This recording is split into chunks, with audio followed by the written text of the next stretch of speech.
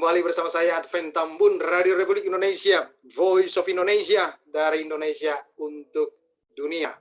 Kali ini pemirsa radio, saya akan bersama dengan Bapak Husodo Kuncoro Sastro Darmo.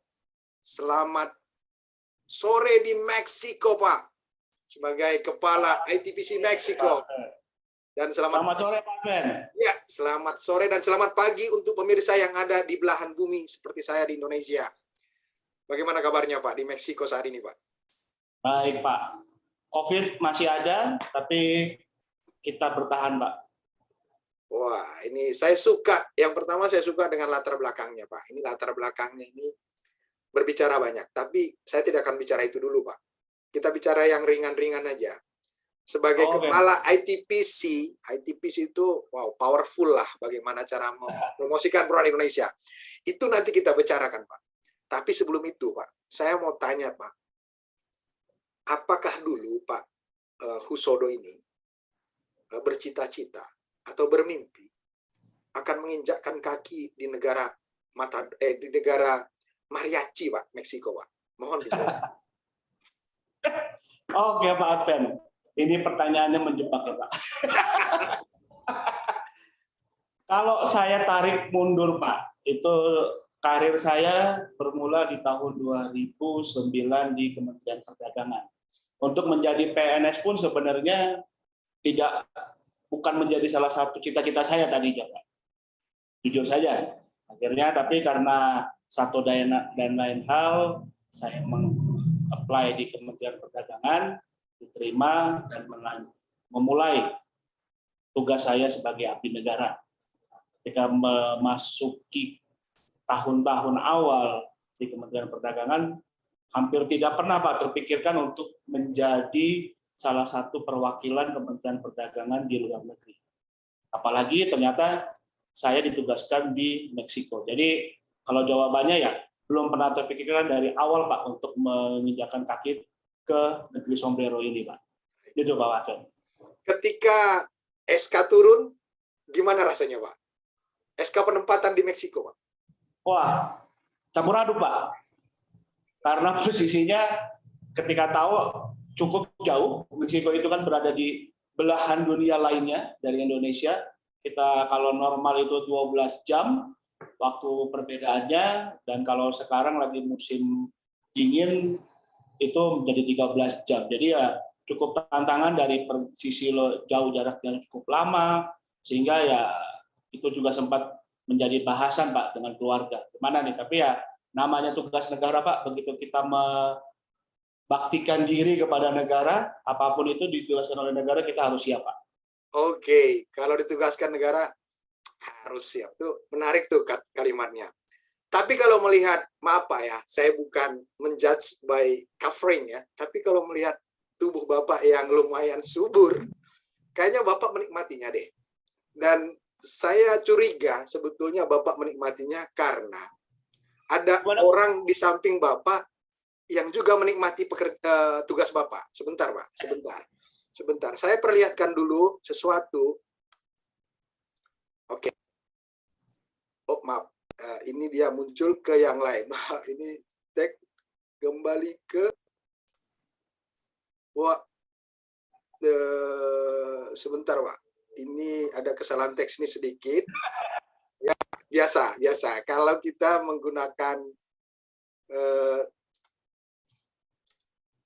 teknologi, kadang-kadang dalam kegiatan seperti ini, wawancara pasti ada saja kendala teknis. Ada saja. Dan harus para pemirsa radio Republik Indonesia, Voice of Indonesia, mohon dimaklumi ada kendala sedikit.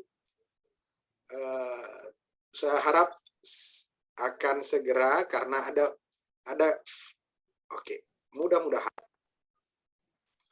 Oke. Apakah Pak Husodo sudah bisa melihat foto yang saya share?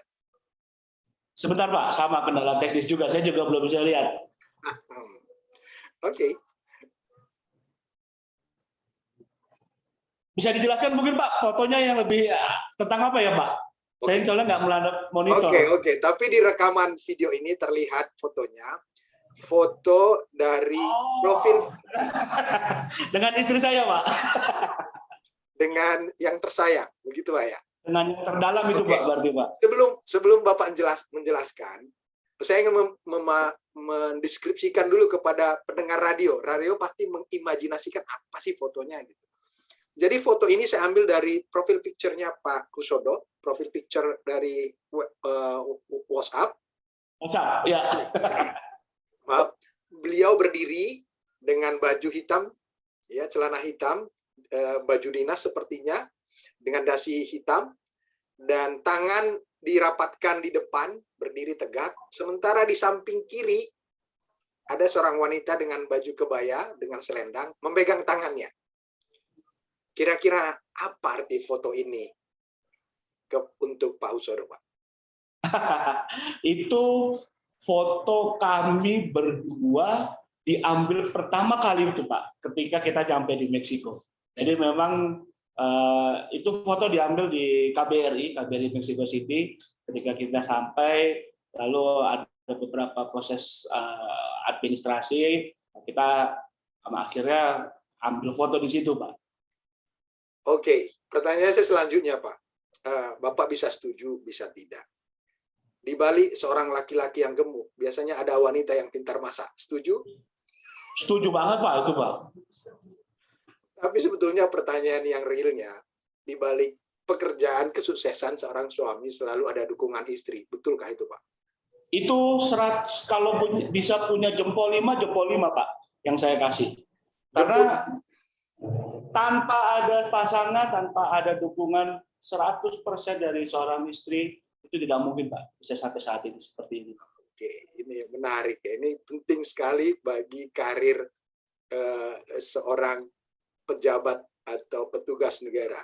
Apapun yang dilakukan kalau tidak ada dukungan dari dalam, kesuksesan itu sulit sekali dicapai. Oke Pak, saya pikir dengan foto ini kita bisa berlanjut ke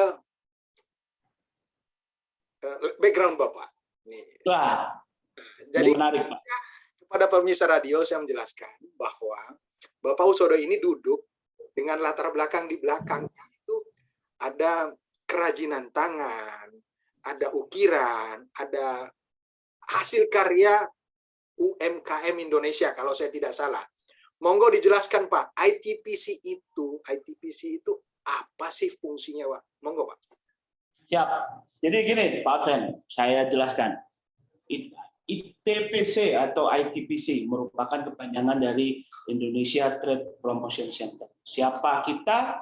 Kita adalah kepanjangan dari Kementerian Perdagangan.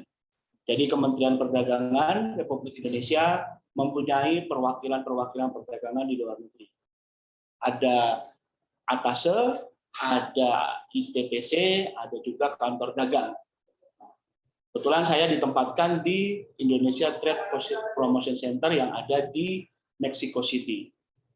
Seperti yang sudah Pak Adven jelaskan, tapi saya coba mau sedikit flashback Pak Adven. Jadi sebenarnya kantor kami ini baru di sini Pak ya, bukan di Mexico City. Di Mexico City sudah dari 2009, tapi lokasi kami berpindah dari kantor sebelumnya. Kalau saya memberikan gambaran Pak Adven, di kantor sebelumnya itu kami berada di lantai pertama Pak. Lantai pertama di sebuah plaza. Tempatnya tertutup, kami tidak bisa pasang apapun juga dari sisi luar, jadi orang tidak tahu di situ ada Indonesia Trade Promotion Center. Atas dasar itu kami pada tahun 2020 mencoba untuk mencari kantor yang lebih strategis lagi posisinya. Jadi orang bisa melihat bahwa di Mexico City itu ada Indonesia Trade Promotion Center. Ditambah konsepnya seperti yang Pak Adven tadi sudah gambarkan. Kantor kami itu ada showroom, Pak. Bisa dibilang kami sebenarnya se-integrated kantor sekaligus showroom yang ada lemari showcase-nya juga. Jadi yang tadi Pak Adven gambarkan adalah showcase kami. Jadi kami memang memajang beberapa produk-produk Indonesia. Mostly Pak, hampir 80% yang kami pajang adalah produk-produk dari UKM. Tapi tidak menutup kemungkinan juga ada produk-produk dari perusahaan-perusahaan besar yang memang juga kita promosikan di Mexico City. Tapi memang prioritas kami juga titik berat kami pada saat ini membantu UKM untuk bisa lebih memasarkan produknya keluar dari Indonesia, khususnya di Meksiko, Pak. Itu, Pak. Jadi kalau di lemari kami ada anyaman, Pak, kerajinan tangan, ada juga kayak semacam batu sink untuk cuci tangan, itu juga ada yang dari fosil, kemudian tas, dan beberapa produk lainnya. Wah, ini menarik. Sekelumit tentang kantor kami. Wah, itu udah bukan sekelumit lagi, Pak. Sudah besar, Pak. Sudah besar banget. Tapi pertanyaan saya, kan ada perubahan dari strategi marketing. Naluri marketingnya kayaknya jalan ya. Dari di sebuah mall ke sebuah pinggir jalan. Ini kan strategi tampil ke depan publik, Pak ya. Apakah ada perubahan, Pak? Apakah viewersnya makin banyak, orang yang datang makin banyak, atau bagaimana, Pak? Kalau kita bicara mengenai strategi marketing, kita itu baru satu bagian ya, Pak, sebenarnya. Jadi kalau dari sisi itu, sekarang orang bisa melihat bahwa, karena kami pasang plang di depan kantor kami, Indonesia Trade Promotion Center. Jadi setiap orang yang lalu lalang, baik dengan kendaraan ataupun jalan kaki, itu bisa melihat ada Indonesia Trade Promotion Center. Selain itu, ini yang mungkin berbeda, Pak. Kami di sini punya strategi ada buka kafetaria. Nah, kafetaria ini menyajikan khusus kopi Indonesia yang diimpor langsung dari Indonesia. Itu yang membedakan dengan yang sebelumnya dengan kantor yang lama. Dan yang mengelola adalah importirnya langsung, Pak. Jadi kita memang bekerja sama dengan importir kopinya untuk membuat sebuah kafetaria. Nah, itu mungkin kalau digambarkan, mungkin Pak Alvin sudah menggambarkan ke pemirsa ya RRI bahwa kafetaria kita ada di kantor yang terintegrasi, Pak. Iya, ini Bapak Ibu pemirsa Radio Republik Indonesia, Voice of Indonesia, percis di samping Pak Usodo dia bicara ini, itu ada kafe, Bapak Ibu. Kafe, jualan kopi. Artinya Bapak Usodo ini ya senang ke kantor, saya curiga sebetulnya. Pak Usodo ini ke kantor bukan mau kerja, tapi mau minum kopi. Karena terus terang kopi, saya kurang cocok dengan kopi di Meksiko. Makanya salah satu tujuan juga kita coba menyajikan rasa yang berbeda, Pak. Memang karakteristik orang Meksiko agak sulit untuk menerima hal yang baru, tapi setidaknya ini menjadi sebuah pembuka, Pak. Mungkin bukan kopinya yang menjadi tujuan utama, tapi setidaknya ketika orang datang lihat Indonesia, kita punya kopi, dia coba, harapannya tidak hanya kopi yang dia suka, gitu loh, Pak. Jadi ada produk-produk lain yang kita pajang yang mereka suka. Itu yang menjadi salah satu target kami ketika kami membuat kantor dengan konsep baru seperti ini, Pak. Jujur Pak Usodo, saya demen dengan strategi seperti ini. Kombinasi-kombinasi seperti ini yang sebetulnya kita cari. Ide-ide cemerlang seperti ini yang harus dikembangkan, atau role model seperti ini kan sudah bisa menjadi contoh bagi yang lain. Memilih tempat di pinggir jalan, kombinasi dengan kafe, khusus kopi Indonesia, itu tarde o temprano, kata orang Spanyol, cepat atau lambat, semut itu akan datang ke gulanya, Pak. Betul, Pak? Ya. Nah, boleh Pak diceritakan bagaimana perkembangannya, Pak? Apakah ada peningkatan import dari Indonesia, dari ekspor dari Indonesia ke Meksiko dengan perubahan strategi yang saat ini sudah dilakukan oleh ITPC, Pak? Secara signifikan mungkin secara holistik, Pak. Saya bicara secara general dulu. Ekspor Indonesia ke Meksiko meningkat sebanyak 46%. Menjadi di tahun 2021 itu menjadi 1,3 miliar. Kalau seingat saya di tahun 2020 mungkin karena kita pandemi ya Pak, itu ada pengecualian lah sedikit dibandingkan dengan 2019 yang memang sekitar angkanya masih di sekitar 900 sampai 800 juta. Nah, di 2021 itu menjadi 1,3. Andil kami ITPC di sini menyumbangkan sekitar hampir $700.000. Memang yang kita fasilitasi langsung, Pak. Itu yang kita fasilitasi langsung dengan promosi langsung yang sudah kita lakukan di sepanjang 2021. Itu. Lalu kalau bicara mengenai program-program yang kita lakukan, karena memang untuk karena tricky Pak situasinya terkait dengan pandemi kita ini, dengan pandemi corona ini Pak. Jadi kita harus bisa menyesuaikan apa yang tadinya mungkin kita bisa berpromosi di luar ruang, tapi dengan adanya pandemi orang tidak banyak yang keluar ruang. Jadi kita coba mencari cara baru untuk lebih memperkenalkan produk-produk Indonesia, yaitu kebetulan kami mengambil untuk lebih lebih menyerang di sektor digital. Jadi kami lebih banyak berpromosi dari sektor digital menggunakan beberapa media, tapi bukan sosial media biasa, tapi kami pakai semacam advertising-nya itu loh, Pak. Jadi kami ambil paket-paket advertising, kita gembor-gemborkan produk-produk Indonesia untuk para pengguna media sosial yang ada di Meksiko. Hasilnya, Pak, dari yang sebelumnya mungkin kita hanya dari dalam sebulan bisa dihitung lah, Pak, berapa yang menghubungi kami. Di sepanjang 2021 kami sampai sedikit kewalahan untuk memfilter, Pak, karena banyak yang menghubungi kami untuk tertarik dengan produk-produk yang kami tawarkan, terutama kayak seperti produk-produk kelapa, itu juga menjadi salah satu primadona juga di Meksiko. Orang banyak mencari juga produk-produk kelapa dari Indonesia, kopi juga. Kemudian yang pasti, Pak, itu yang selalu menjadi primadona itu bulu mata, Pak. Panjang dari tahun 2019 pertama kali saya tiba di Meksiko, 2020 sampai 2021, itu bisa dibilang kesan importir Meksiko bahwa produk bulu mata Indonesia itu memang yang nomor satu, Pak. Paling bagus terutama untuk dari sisi natural bulu matanya. Kemudian sedikit mengulas, Pak, di 2022, mungkin sedikit menginformasikan kepada pendengarnya juga, Pak Adven di RRI ini, bahwa kita baru aja menandatangani, membantu fasilitasi untuk penandatanganan kesepakatan dagang, Pak, antara dua eksportir, yaitu satu di bidang sarung, kain sarung Bali, Pak, untuk yang di pantai itu, dan produk natural stone, jadi kayak semacam batu dekoratif untuk kolam renang, outdoor, indoor, bak mandi. Nah, itu lumayan cukup fantastis, Pak. Kita di awal tahun sudah mendapatkan kesepakatan dagang lebih dari $700.000, Pak. Wow, ini sukses story yang layak dicatat, di garis bawahi nih, Pak, ya. Tapi di balik sukses story itu tentu masih ada tantangan, Pak, yang harus dihadapi oleh ITPC. Bisa cerita, Pak, kurang lebih tantangan apa dan kira-kira solusinya apa nantinya, Pak? Yang pertama, Pak, pasti tantangannya bahasa.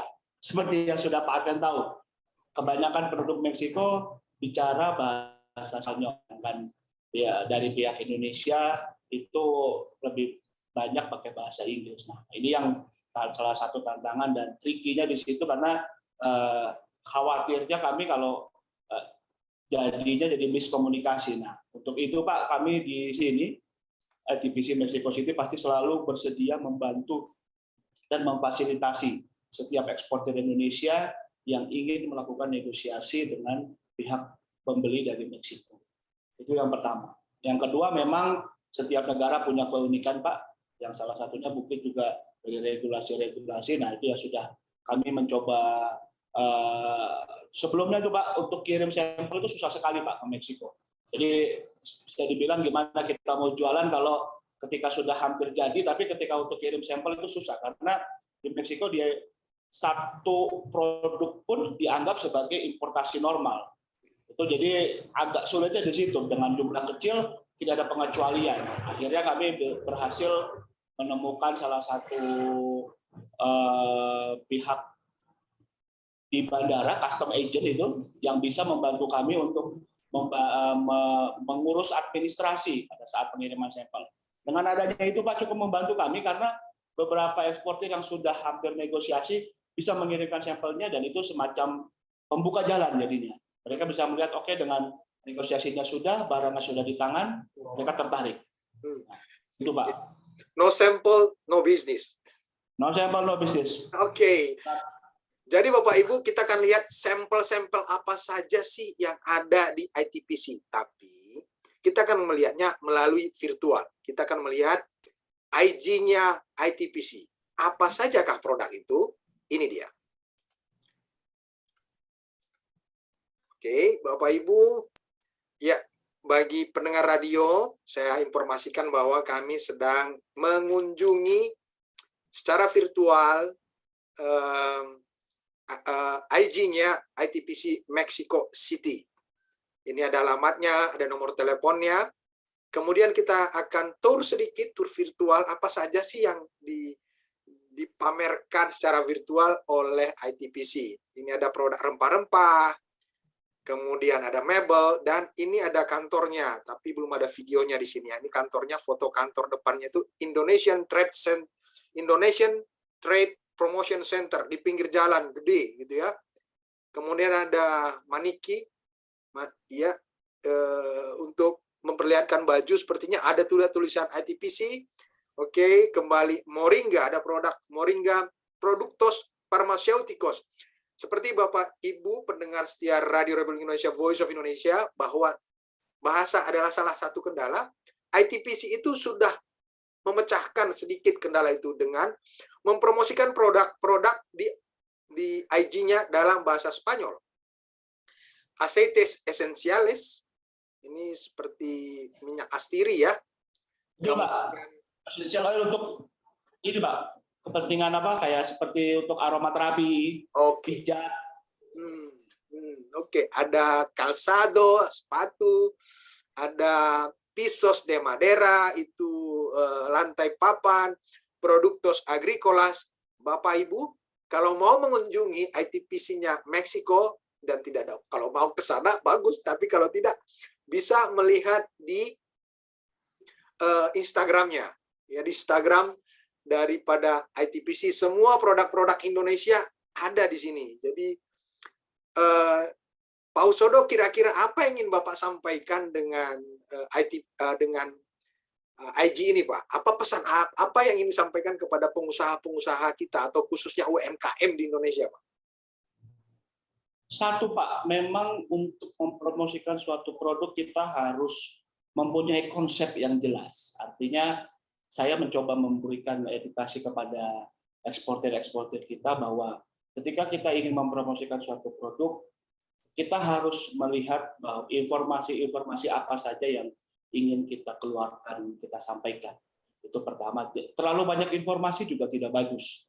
Karena pembeli biasanya calon bayar, dia hanya mau melihat informasi yang dia inginkan. Jadi sebisa mungkin kami juga ketika memposting bahwa produk-produk yang tidak terlalu banyak informasi yang kita muat, tapi lebih bicara mengenai dari gambar, sisi gambar yang artistik itu lebih mewakili kalau menurut saya. Jadi itu yang coba kita berikan pesannya kepada para pengusaha produk Indonesia. Kalau memang ingin mempromosikan produknya, cobalah buat produk, foto-foto produk yang memang menarik dan bisa mewakili dari produk Bapak dan atau Bapak Ibu yang ada di Indonesia. Jadi itu Pak. Oke, terima kasih banyak Pak Husodo. Ini saran yang sangat bagus. Foto-foto itu harus atraktif dan menarik ya. Eye-catching katanya ya, istilahnya. Oke Pak Husodo, saya pikir semua informasi yang Bapak sampaikan itu istilahnya orang Pak ya, daging semua gitu ya. Informasinya full. Satu lagi, ada yang ketinggalan saya ini Pak sebenarnya. Monggo Pak. Kami itu di Kementerian Perdagangan sudah mencoba menginisiasi untuk program yang namanya imbal dagang. Jadi mungkin kalau Pak Adven atau pemirsa pernah mendengar barter antara dari seperti masa sebelum ada duit, itu kita tukar menukar barang. Nah sekarang salah satu program dari Kementerian Perdagangan untuk lebih meningkatkan volume perdagangan antara kedua belah negara, kita mencoba mengenalkan konsep imbal dagang, atau disebut juga kita kenal konsep imbal dagang ini banyak bentuknya, tapi saat ini yang sedang kita coba adalah barter. Jadi dari Meksiko kirim barang ke Indonesia senilai sekian value, dari Indonesia kirim barang ke Meksiko dengan value yang sama.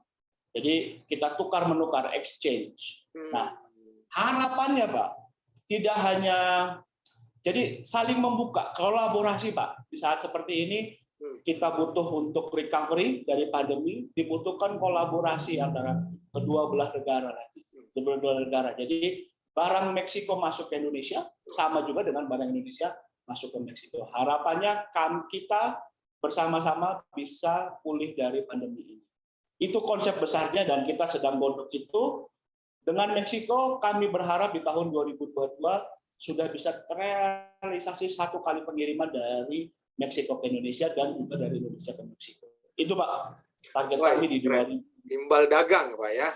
Oke, Betul. untuk tahun 2022 ini Pak, singkat saja Pak, berapa target Pak? Berapa persen target peningkatan Pak? Peningkatan saya bisa bilang sekitar 3% dari angka tahun 2021 Pak. In total. Dari 1,3 miliar, 3% dari 3 sampai 5% dari 1,3 miliar dolar US ya Pak? Iya, betul. Oke, ini menarik ini. Kalau begitu, masih terbuka besar peluang untuk pasar Meksiko dengan jumlah penduduk 100, berapa Pak? Penduduk Meksiko? 117, 118 juta jiwa Pak. Kurang lebih 120 juta, dan di sampingnya masih ada Guatemala, masih ada El Salvador, masih ada Belize. Jadi sebuah peluang yang sangat besar. Bersyukur kita Bapak Ibu, pendengar setia Radio Republik Indonesia, kalau didengar oleh para pengusaha, kita memiliki ITPC Meksiko yang sudah memulai strategi yang baru dan berhasil, sangat berhasil. Dan juga ada Pak Husodo dan timnya yang selalu bersedia untuk membantu memasarkan produk-produk Indonesia khususnya UMKM di Mexico City. Sebelum mengakhiri bincang-bincang kita dengan Bapak Husodo Kuncoro Sastro Darmo, Kepala ITPC Meksiko, kita akan minta tips-tips sederhana dari Bapak Husodo dalam hal pengiriman barang atau mencari importir buyer di Meksiko. Silakan Pak Husodo. Satu Pak, saya yang paling penting adalah ketika seorang eksportir ingin memasarkan produknya, harus fokus Pak. Apa produknya? Apa keunggulan produknya dibandingkan produk lain sejenis, terutama dari negara-negara lain yang kemudian punya data-data yang jelas. Artinya bahan bakunya jelas, yang digunakan bahan penolongnya juga jelas, karena itu kaitannya dengan regulasi di negara setempat. Jadi kalau memang semuanya sudah fokus, jelas segmentasinya juga apa yang disasar, itu akan lebih mudah bagi kami untuk membantu promosi, menargetkan calon buyer yang kita inginkan. Itu yang paling utama Pak, ketika mau mempromosikan. Terima kasih banyak Pak. Saya simpulkan dari pernyataan Pak Husodo, fokus, baik fokus produk maupun fokus target buyer. Kepada pemirsa Republik Indonesia, Voice of Indonesia, kami ucapkan terima kasih banyak sudah mengikuti siaran kami langsung dengan Bapak Husodo dari Meksiko. Dan kepada Bapak Husodo, terima kasih banyak Pak atas informasinya dan selamat sore di Meksiko. Selamat pagi Pak Advent. Radio Republik Indonesia Advent Tambun, Voice of Indonesia dari Indonesia untuk dunia.